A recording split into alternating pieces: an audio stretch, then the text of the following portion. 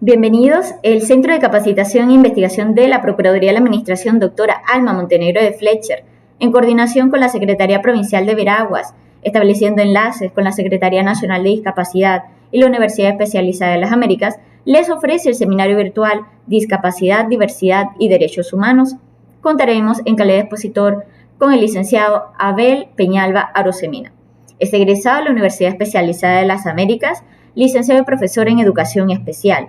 Cuenta con una maestría en Gestión de Políticas Públicas e Inclusión de las Personas con Discapacidad y sus familias, maestría en Educación Especial. Trabaja actualmente en la Secretaría Nacional de Discapacidad y ocupa el cargo de coordinador del Consejo Nacional de Discapacidad Regional de Veraguas. A continuación, el licenciado Abel Peñalba Arosemena con el tema Discapacidad, Diversidad y Derechos Humanos. Sí, muy buenos días, de verdad, amigos. Hoy vamos a tocarle un tema acerca de lo que son los derechos humanos de las personas con discapacidad, sobre todo basándolo desde la perspectiva en cuanto a lo que es la equiparación de oportunidades para los diversos municipios, sobre todo lo que tiene que ver con el Comité de Accesibilidad en cuanto a lo que son los derechos de las personas con discapacidad, como los determina la Convención. Mi nombre es Abel Peñalba, soy el capacitador de CENADI en cuanto a lo que es derechos humanos, discapacidad y diversidad. Aquí tenemos una filmina que nos dice discapacidad, derechos humanos y diversidad. Vamos a definir estos términos en base al enfoque que nos da la Convención de los Derechos de las Personas con Discapacidad y su protocolo facultativo. Bien, vamos a definir un término muy usual, muy común y que muchas veces a ustedes les complica definirlo, pero le vamos a dar un enfoque sobre la OMS y la Convención de los Derechos de las Personas con Discapacidad. Aquí tenemos un término que nos dice qué es discapacidad. Sin embargo, ustedes se preguntarán ¿con qué se come eso? O ¿cómo podemos definir esta terminología? Porque cuando uno le dice discapacidad a la persona siempre se le viene ¿qué será eso, verdad? ¿O será una persona enferma? ¿O cuál es su condición en este aspecto? Aquí tenemos una filmina que nos dice qué es diversidad. La diversidad no es más, ¿verdad?, que las diferencias individuales que existen en las diversas personas. Enfocándolo desde la perspectiva de discapacidad, quiere decir que hay diversas discapacidades, ya sea de manera física, ya sea de manera sensorial, ya sea de manera intelectual, ya sea de manera psíquica o múltiples discapacidades. Eso quiere decir la diversidad. Y que dentro de ese grupo de personas o dentro del grupo de las personas hay gente con diversos tipos de ritmos de aprendizaje, con diversas formas de pensar, con diversas cualidades. Por lo tanto, la diversidad involucra también lo que son las culturas. En la filmina anterior hablábamos de qué era la discapacidad. Yo le voy a dar un enfoque transversal como lo define la Convención de los Derechos de la Persona con Discapacidad. La OMS nos dice que la discapacidad puede ser una deficiencia que trae la persona. Ese enfoque se lo da la OMS. La deficiencia puede ser de nacimiento o adquirida, es decir, congénita o adquirida, lógicamente.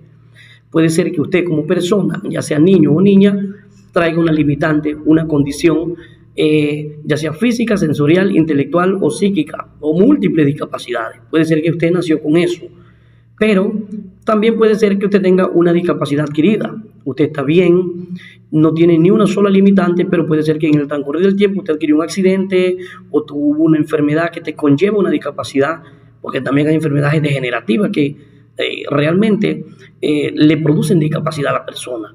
Entonces, la OMS lo define como la deficiencia que trae la persona, ¿verdad? Pero la Convención de los Derechos de la Persona con Discapacidad nos dice que quien limita a la persona muchas veces es la sociedad. Y aquí está la restricción, es decir, si usted como persona con discapacidad física va a subir a un edificio y usted no tiene lo que se llama un entorno accesible, no tiene lo que es una rampa, un ascensor, lógicamente usted va a estar restringido a participar de cualquier tipo de actividad o de cualquier tipo de servicio que le brinde, ya sea una institución pública o privada. Eso lo dice la Convención, que quien limita a la persona es la sociedad. Y yo siempre enfoco las tres barreras: las arquitectónicas, las actitudinales y las legales.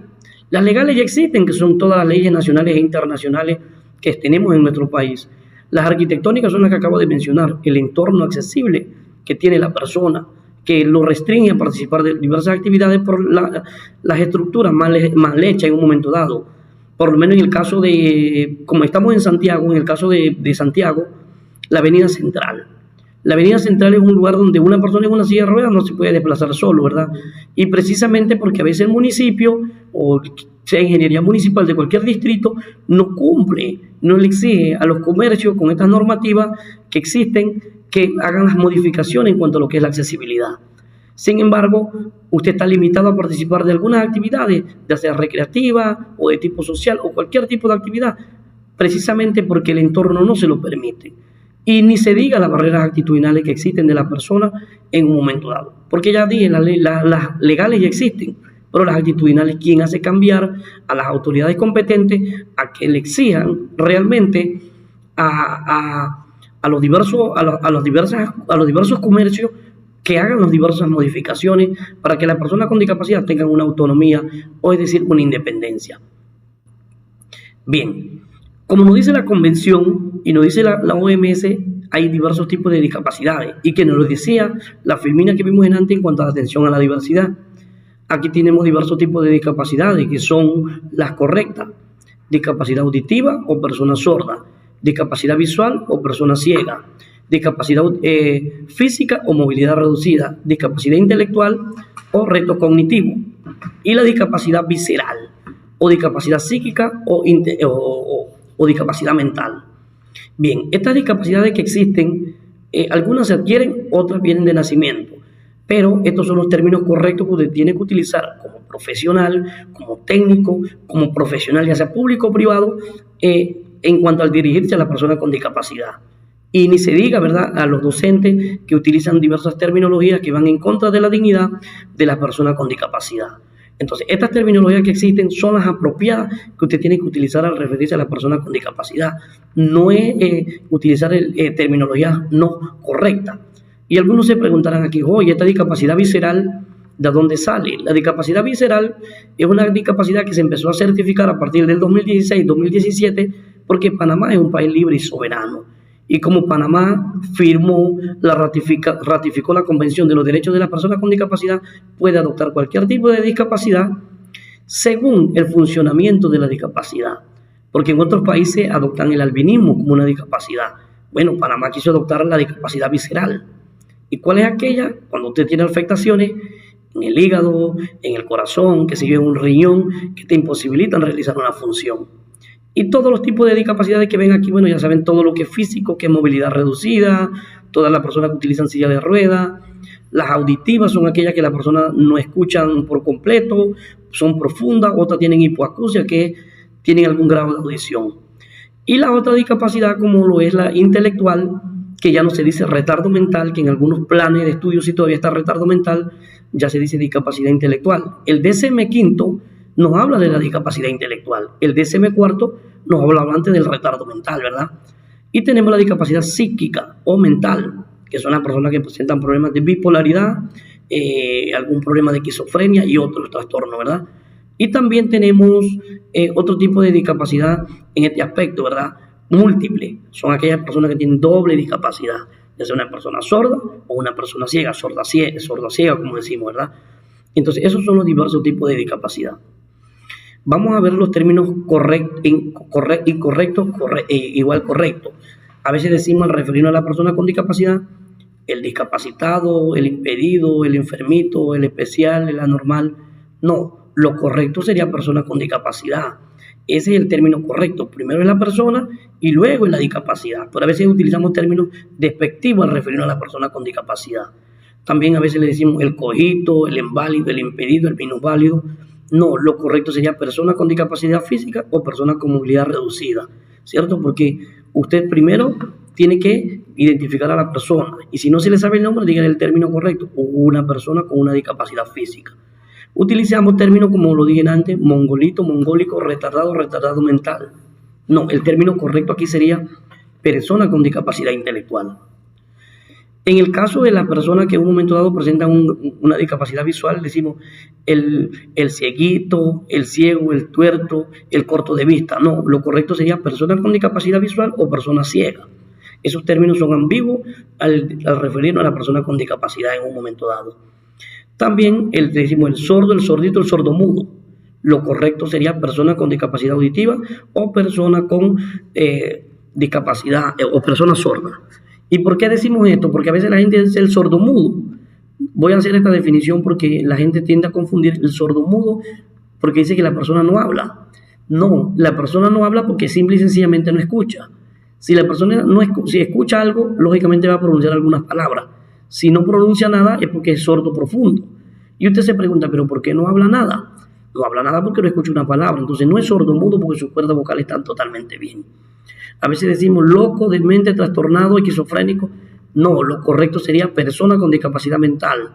Si usted es una persona con una discapacidad mental y usted es funcionario, usted, si se medica, usted puede actuar de manera correcta, ¿cierto? Entonces, todas estas cositas hay que orientar a la sociedad, sensibilizar a la sociedad sobre los términos que se utilizan al referirnos a las personas con discapacidad. A veces decimos lenguaje de señas. No, lo correcto es lengua de señas, ¿cierto? Entonces, tenemos que utilizar terminologías apropiadas para tomar en cuenta a la persona y respetar los derechos de la persona con discapacidad. Bien, vamos a ver algunas enfermedades que producen discapacidad, enfermedades degenerativas, como es la epilepsia, la esquizofrenia, problemas cardiovasculares, el cáncer, la diabetes. Son enfermedades que te conllevan a adquirir una discapacidad, que de hecho existen normativas que también protegen a las personas con enfermedades degenerativas. Pero hay que hacer la diferencia, compañeros. Una cosa es discapacidad y otra cosa es enfermedad. La enfermedad se produce y luego te conlleva una discapacidad. Un ejemplo, ni Dios lo quiera, a mí me dio cáncer, me cortaron una pierna. Mi discapacidad no va a ser cáncer, va a ser discapacidad física.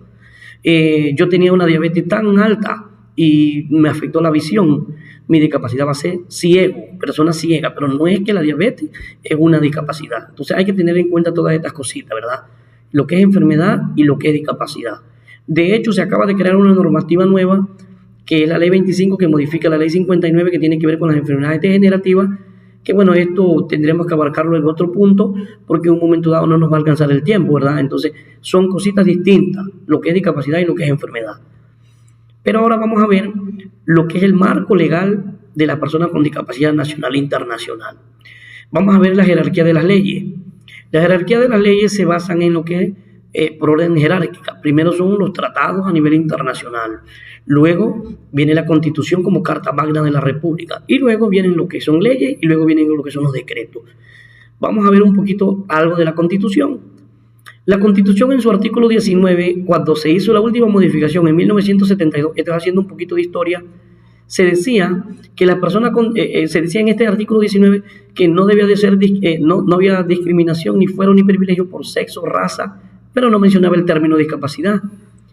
En el 2004, un grupo organizado de personas con discapacidad, que existe una federación para las personas con discapacidad, que es la organización de padres de hijos con discapacidad, que también tienen una federación, y los que trabajan por la persona con discapacidad le exigen en el 2004 a la Asamblea de Diputados que ese artículo 19 de la ley de la Constitución está violentando los derechos y las garantías fundamentales de la persona con discapacidad. ¿Y qué ocurre? Se les dijo a ellos que tenían que modificar el artículo y agregar el término discapacidad. Entonces eso se agregó. Entonces algunos se preguntarán, ¿qué es de, por y para? De son organizaciones hechas por personas con discapacidad. Para son organizaciones para los hijos que tienen discapacidad. Y los que trabajan el tema de discapacidad, como es Senadis, Patronato Luz del Ciego y otras instituciones como es Prointegración, que trabajan por el tema de discapacidad. Esas son otros tipos de organizaciones, son diversos tipos de ONG. Entonces, así quedó el artículo 19 de la Constitución de la República de Panamá como Carta Magna. La siguiente, bien. Tenemos el manual de procedimiento. El manual de procedimiento que tiene que ver con la normativa inclusiva de las personas con discapacidad. Este manual, sobre todo, ¿verdad?, nos habla de lo que es la educación inclusiva. Se creó en el 2000, el 4 de febrero del 2000, el decreto 1 con el objetivo de que se incluyeran a las personas con discapacidad. Pero lamentablemente este decreto estuvo engavetado hasta el 2004, cuando aparece, ¿verdad?, la ex primera dama de la República, que hoy en día es relatora de la Convención de los Derechos de las Personas con Discapacidad, Vivian Fernández de Torrijos, sobre este manual y se le dan más oportunidades a los docentes de educación especial, porque en ese entonces solo el que nombraba docente de educación especial era el Instituto Panameño de Habilitación Especial, IPE. Hoy en día ya el Ministerio de Educación nombra docentes de educación especial. Y en el 2004 nombran docentes de educación especial. No como queríamos, ¿verdad? Pero sí hubo grandes avances.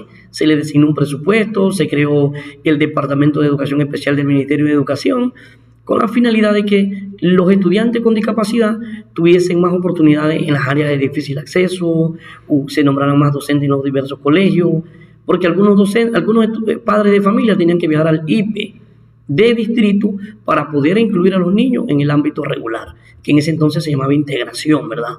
La integración ha tenido diversos cambios. Primero vino el enfoque de rehabilitación, que era cuando surgió el Instituto Panameño de Habilitación Especial, y se le daba un enfoque de rehabilitación al chico con una discapacidad.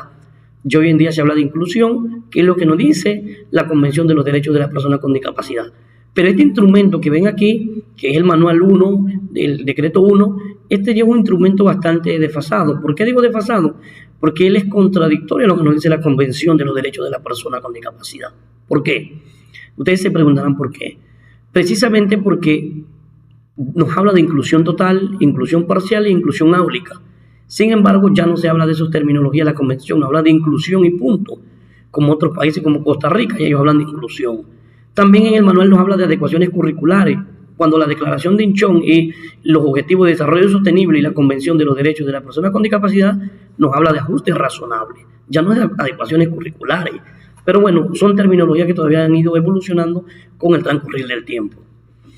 Ahora vamos a ver un poquito sobre la Convención de los Derechos de las Personas con Discapacidad.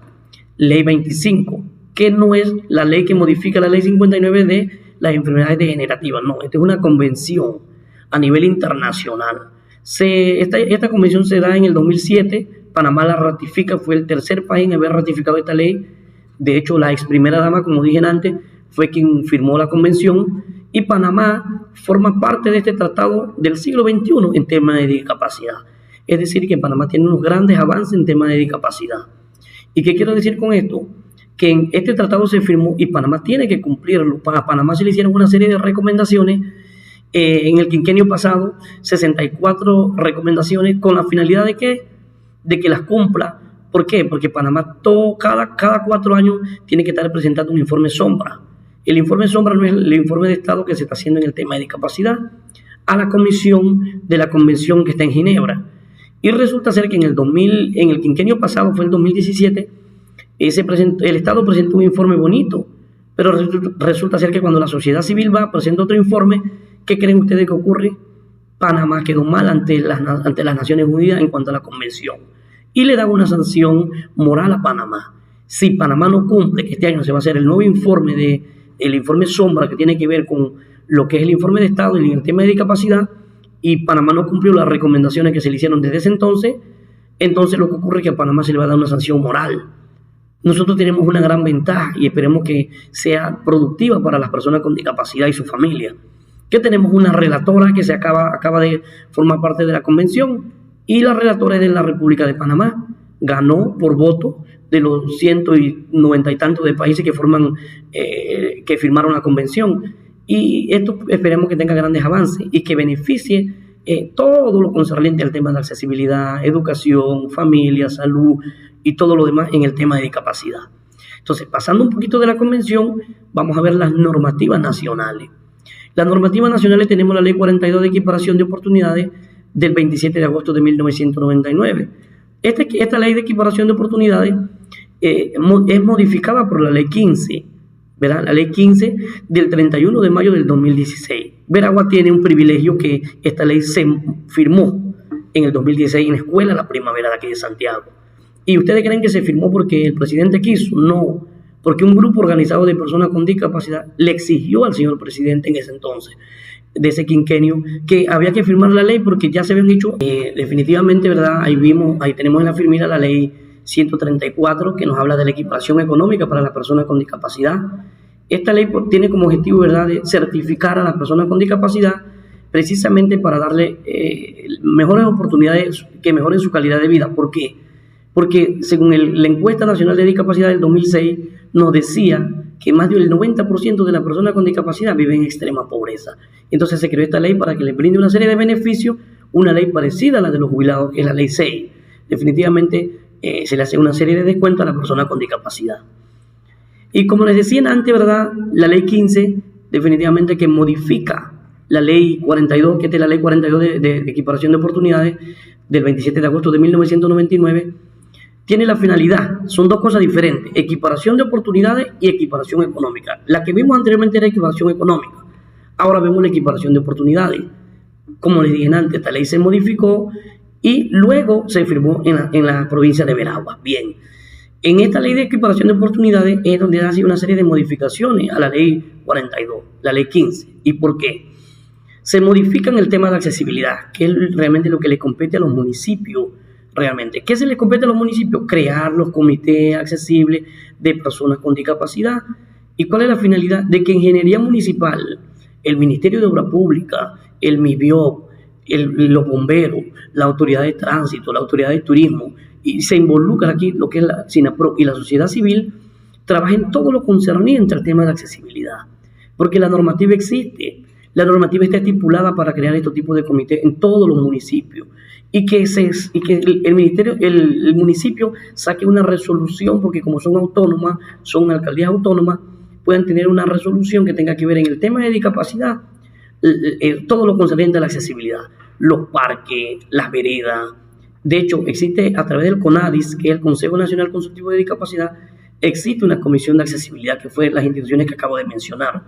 ¿Y cuál es la finalidad de esto? De que se modifiquen las veredas, porque no es posible que usted vaya por una vereda y existe un poste en el centro. No es posible que usted vaya por una vereda y haya escalones. Tiene que existir rampa, y a cualquiera le compete mejor caminar por una rampa que por una escalera. ¿Y cuál es la finalidad de este comité? Que trabaje para que las personas con discapacidad tengan esa autonomía e independencia, que es lo que busca la Convención de los Derechos de las Personas con Discapacidad. Ellos lo que buscan es eso. Qué bonito sería que usted, como persona con discapacidad, ya sea física o cualquier índole, vaya a una institución de gobierno o vaya a una institución privada y se pueda desplazar solo. Que existan la señalética, que existan sistema braille, que existan lo que son lenguaje sonoro, lengua de señas, los sistemas de alarma de manera apropiada. Entonces se debe de cumplir con esta normativa. De hecho, está estipulado en uno de los artículos de la Ley 42 de equiparación de oportunidades la creación de los municipios, que tiene que involucrar a la sociedad civil. ¿Con cuál objetivo? De que la sociedad civil diga realmente qué es lo que está sucediendo y no pase como lo que pasó en el quinquenio pasado, que cuando se presentó el informe de Estado en Ginebra, resulta ser que el Estado dice una cosa, pero la sociedad civil dice otra. Entonces hay que unificar criterios para que esto se concrete y se pueda unificar criterios con el objetivo de que tengamos una ciudad accesible en el tema de discapacidad. Esa es una de las cosas que se busca. Aquí tenemos un artículo de la ley 15 que modifica la ley 42. Esto tiene que ver más que todo con la parte de lo que son las 144 horas. Antes en el artículo 19 quedó así, de esta forma. Todo tutor de personas con discapacidad o persona con discapacidad tiene derecho a 144 horas, no aparte de sus horas de permiso. Es decir, yo como persona con discapacidad, si yo tengo una cita médica o una situación académica, yo tengo derecho a solicitar esas 144 horas, que no se tienen que sumar a mis horas de permiso. O usted como tutor o padre de personas con discapacidad también tiene derecho a esas 144 horas. Pero ¿qué ocurre? Usted tiene que notificarle a las oficinas de recursos humanos que usted, como persona con discapacidad o familiar o tutor, usted va a hacer uso de las 144 horas. Y cuando usted regresa de esa cita médica o de esa situación académica o de esa diligencia que usted está haciendo, presentarle a las oficinas de recursos humanos la constancia de que usted estuvo realmente en una cita médica. Y ahí nos curamos en salud, ¿verdad? Porque de lo contrario, entonces no vamos a cumplir con el objetivo deseado, entonces no sería una inclusión de calidad. Sin embargo, usted puede solicitar más de las 144 horas siempre y cuando las autoridades competentes determinen que usted requiere de eso, ¿verdad? Requiere de las 144 horas. Aquí realmente son las personas que tienen el 4º grado de consanguinidad y 2º de afinidad. Aquí lo pueden ver en la filmina, ¿verdad? Las personas que en un momento dado deben de hacer el uso de estas 144 horas. O puede que usted no sea familiar de la persona con discapacidad, por usted lo abandonaron a la persona con discapacidad y usted se hizo responsable de ella. Usted tiene que notificar ante el juez de paz o ante el juzgado de familia y notificarle a recursos humanos que usted realmente es el tutor de esa persona, ¿cierto? Entonces aquí tenemos que tomar en cuenta todas esas cositas. Entonces, ¿quién determina la discapacidad de una persona para el trabajo? No es SENADI, porque algunas instituciones dicen SENADI tiene que certificar. No, es el diagnóstico médico de la persona. ¿Y quién lo determina? Un especialista, ya sea de la Caja del Seguro Social o del Ministerio de Salud. ¿Y por qué digo esto? Porque hay instituciones que le exigen al funcionario con discapacidad o al tutor de que tiene que estar certificado. Esto no es así, porque si no, entonces usted está contradiciendo lo que dice la ley 134 de equiparación económica. ¿Y qué nos dice la ley 134? Que la certificación es de manera voluntaria, no obligatoria. Entonces, si es voluntaria, usted si quiere se certifica para gozar de los beneficios de descuento, y si no, usted no se certifica. Esa es su decisión. Pero si usted lo obligan a hacerlo, entonces están violando los derechos humanos de la persona con discapacidad. Y si alguna persona conoce su derecho, algún familiar puede ponerle una demanda al Estado, ya sea ante la Corte Suprema de Justicia o ante la Convención Interamericana de Derechos Humanos. ¿Por qué? Porque Panamá firmó un tratado de la Convención en tema de discapacidad a nivel internacional. Entonces, si Panamá firmó ese tratado, usted puede pelear a nivel internacional. Pero hay gente que desconoce. Entonces, esto no es obligatorio, esto es voluntario. Para certificar a una persona con discapacidad, bien, para que goce de los beneficios. Pero si usted quiere, usted no lo certifica. Y usted con el diagnóstico es suficiente que eso que esté en el expediente suyo en recursos humanos. Entonces hay que tener cuidado con esto, compañeros y compañeras, en el tema de discapacidad. Bien, bueno, unos artículos que tenemos aquí, el artículo 49 de equiparación de oportunidades, que nos habla de la reinserción laboral, es decir, que si usted tiene una discapacidad en su parte laboral, usted no lo deben de desubicar de su trabajo, tienen que hacer unos reajustes y no de mejorarle su salario. También ahí nos habla, ¿verdad?, del 2% de personas con discapacidad. Antes era el 2%, ahora no. Ahora por cada 50 personas deben de haber 2 funcionarios con discapacidad. Bueno, esto en el ámbito público por lo general se cumple. Sin embargo, en el ámbito privado, el Ministerio de Trabajo tiene que poner sanciones a las empresas que no cumplan con este convenio o con este artículo. Bien, la situación de la discapacidad a nivel mundial. Según la OMS nos estima que hay 1.000 millones de personas con discapacidad, es decir, arriba de un 15% de la población, es decir, la población va en crecimiento. ¿Por qué va en crecimiento? Las personas ancianas tienen mayor riesgo. ¿Por qué? Porque ellas sufren de enfermedades crónicas, si vamos a suponer, Dios lo quiera, se quiebra una articulación, un hueso, es más difícil que eso se pegue definitivamente. Entonces ya la persona automáticamente va a tener una lesión, va a tener una discapacidad o pérdida de la memoria, tantas cosas. Dice que las enfermedades crónicas de salud generan el 66% de las discapacidades. Las enfermedades cardiovasculares, todo lo demás, la mala alimentación, las catástrofes. Imagínense cuántas personas con discapacidad quedaron con discapacidad, lógicamente, valga la redundancia, en Afganistán, con esto de los ataques. Un montón de personas con discapacidad a nivel mundial. Los conflictos de diversos países, como el que hubo en Siria hace un par de años, por ahí nos mandaron el informe de que había quedado un sinnúmero de personas con discapacidad.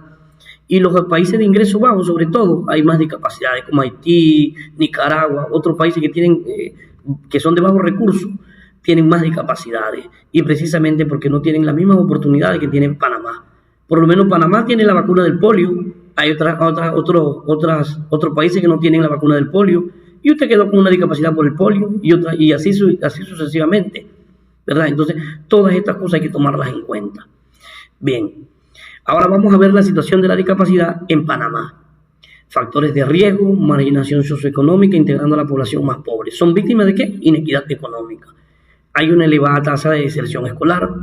Según el PENDI del 2006, nos dice que más del 80% es analfabeta. ¿Y por qué creen que es analfabeta? Porque el 90% vive en extrema pobreza. Imagínense eso, discapacidad más pobreza es una combinación totalmente explosiva. Y mucha gente dice, bueno, las personas con discapacidad no se preparan, pero no se preparan porque no tienen las oportunidades. Por eso que surge lo que se llama la plataforma sólida para dirigir la política pública de discapacidad.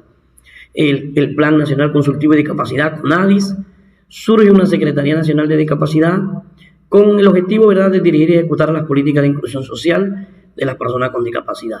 Entonces, por eso que se hace una encuesta de discapacidad. Luego, en el 2006, surge la encuesta de discapacidad, que nos refleja un 11.3% de la población. Es decir, 370.053 personas con discapacidad. Imagínense que esa cantidad de personas con discapacidad. En el área rural se dice que hay un 14%, en el área urbana un 10, un 11%. ¿Y por qué? Porque están limitados una serie de servicios, de salud, de vivienda. Las jovencitas de 11 años no tienen una orientación sexual, se embarazan, no tienen su anatomía formada y hay más discapacidades, menos oportunidad. Por lo menos yo soy ciego y yo vivo en el área urbana, aunque yo vengo del campo también. Pero y si yo no tengo las mismas oportunidades en un lugar de área de difícil acceso, lógicamente, ¿qué voy a hacer? Suena mal, pero es así. Una carga para la sociedad, porque no me preparé, no soy productivo para la sociedad, porque no tuve esas mismas oportunidades. Pero si yo estoy en el área urbana, yo me puedo preparar y seguir adelante, ¿verdad? Entonces usted puede tener una familia digna, productiva, con toma de decisiones, que es lo que quiere la convención. Entonces, precisamente hacia allá vamos. Y de hecho, existen universidades que tienen programas, ¿verdad?, establecidos para lo que es el ámbito inclusivo. Ya sabemos que UDELA, por lo menos, lo trae desde antes del 2000, mucho antes, el área de educación especial crea su oficina de equiparación de oportunidades como otras instituciones, y sin embargo, así se ve lo que es la mejora de la educación inclusiva, brindándole más oportunidades en el ámbito superior a las personas con discapacidad. Entonces, hay más discapacidades en el área rural, que de hecho la universidad ha creado programas de extensiones en el área comarcal, en áreas de difícil acceso, con la finalidad de que si hay personas con discapacidad que quieran prepararse, bienvenido sea. Entonces, todas esas cositas hay que contemplar, porque si no, ¿qué vamos a tener? Personas con grado de ignorancia. Cuando estos conceptos se supere de utilizar terminología no apropiada porque desconocemos, son conceptos de ignorancia. Y ignorancia no es ser bruto, porque hay gente que malinterpreta este concepto, sino es desconocer de un tema. La superstición, se dice mucho que usted es un castigo de Dios, o que bueno, que realmente usted tiene discapacidad porque es brujería. Eso son supersticiones. Los prejuicios sociales, a veces discriminamos por condición social y no por discapacidad. No, todas las personas, sea de cualquier índole, de cualquier cultura, tienen los mismos derechos porque están contemplados en la Convención de los Derechos de las Personas con Discapacidad y en la Constitución como Carta Magna de la República. Entonces hay que contemplar todas estas cosas, compañeros. Los prejuicios, la superstición, la lástima. Pobrecito, no, ese periodo ya pasó. El periodo de caridad, el periodo rehabilitatorio, que vean a las personas con discapacidad con lástima. Ya estamos en el periodo de derechos humanos. Usted tiene que orientar, educar, sensibilizar a la persona con y sin discapacidad. Que las personas con discapacidad tienen oportunidades, que tienen capacidades y que ellos pueden también, o que podemos, ¿verdad? Entonces son tantas cosas que se dan en el tema de discapacidad. Sino que va a producir esto personas dependientes, personas con grado de inferioridad, si no la persona se aísla. ¿Qué pasa si usted no le ayuda a la persona con discapacidad que sus derechos sean cumplidos o que se deben cumplir sus derechos? Usted va a decir, bueno, usted tiene discapacidad, usted tiene que depender de alguien. Claro, todos tenemos que depender de alguien y unificar criterios para trabajar en equipo. Pero si usted dice, él es ciego, él es sordo, él no puede, él se aísla y tiene un grado de inferioridad, yo no puedo porque me lo dijo fulana de tal. No, yo sí creo que tenemos que darle la oportunidad, y si la persona no puede, lógicamente tenemos que aplicar lo que son los ajustes razonables, tanto en el ámbito laboral, tanto en el ámbito social, como en el ámbito educativo. ¿Y por qué digo esto? Porque como dice la Convención, quien limita a la persona es la sociedad. Y si usted como familiar o como tutor o como compañero de trabajo o como amigo de la sociedad, usted dice, él no puede, entonces lógicamente siempre se va a decir, no se puede, y él dice, yo no puedo. Entonces se aísla, tiene complejo de inferioridad, se resigna. Entonces hay que darle la oportunidad. Hay que superar todos los conceptos en tema de discapacidad, no utilizando ni denigrando a la persona con discapacidad. Bueno, yo culmino con esta presentación, agradecido, ¿verdad?, de que realmente nutrir de conocimiento en cuanto al tema de discapacidad. Yo tengo un concepto, como dice un autor, querer es poder, nada es imposible. Muchas gracias.